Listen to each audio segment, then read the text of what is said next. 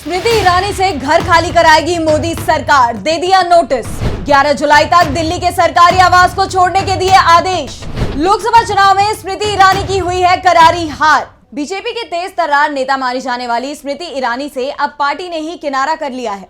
स्मृति ईरानी मोदी सरकार के दूसरे कार्यकाल में केंद्रीय मंत्री थी और हर मुद्दे पर बयान देती थी, लेकिन इस बार लोकसभा चुनाव में कांग्रेस के किशोरी लाल शर्मा से अमेठी सीट पर मिली हार के बाद से ही वो सदमे में दिख रही हैं।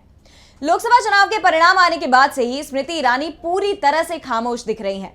पहले हर मुद्दे पर वो जवाब देती थी, लेकिन अब किसी भी मुद्दे पर बोलने को तैयार नहीं दिख रही हैं।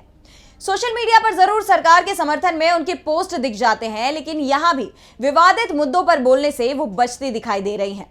तो दूसरी तरफ बीजेपी ने भी अब स्मृति ईरानी से पूरी तरह से किनारा कर लिया है। नरेंद्र मोदी ने भी उन्हें अपनी सरकार में इस बार मंत्री नहीं बनाया है, जबकि मोदी सरकार में वो पिछले 10 साल से लगातार मंत्री रही थी।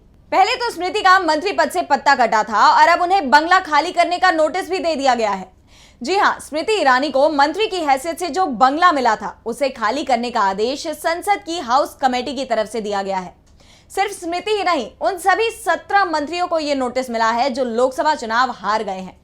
ये जो नोटिस जारी किया गया है उसमें सभी से 1 महीने में सरकारी घर खाली करने को कहा गया है।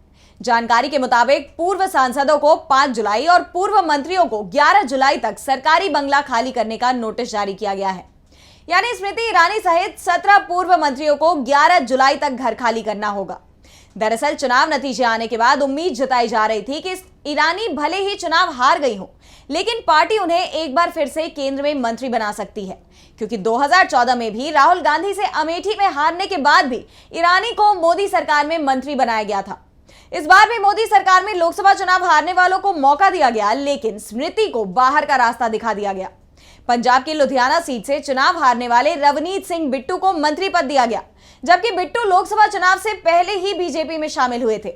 तो वहीं तमिलनाडु की नीलगिरी सीट से चुनाव हारने वाले एल मुरुगन को भी मोदी सरकार में मंत्री बनाया गया है।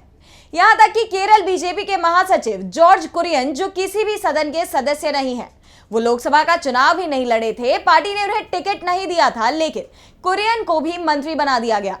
लेकिन स्मृति ईरानी को सरकार में जगह नहीं दी गई। इसके बाद दावा किया जा रहा है कि स्मृति का राजनीतिक करियर अब समाप्त होने की तरफ बढ़ रहा है।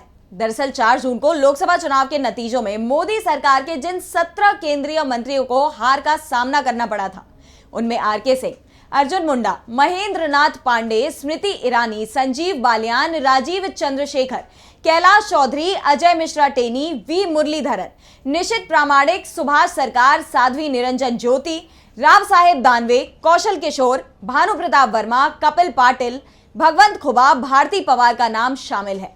अब मंत्रियों के पास 11 जुलाई तक बंगला खाली करने का समय है। दरअसल नियम के मुताबिक लोकसभा भंग होने के 1 महीने के भीतर सरकारी घर खाली करना होता है। राष्ट्रपति ने 5 जून को 17वीं लोकसभा भंग कर दी थी।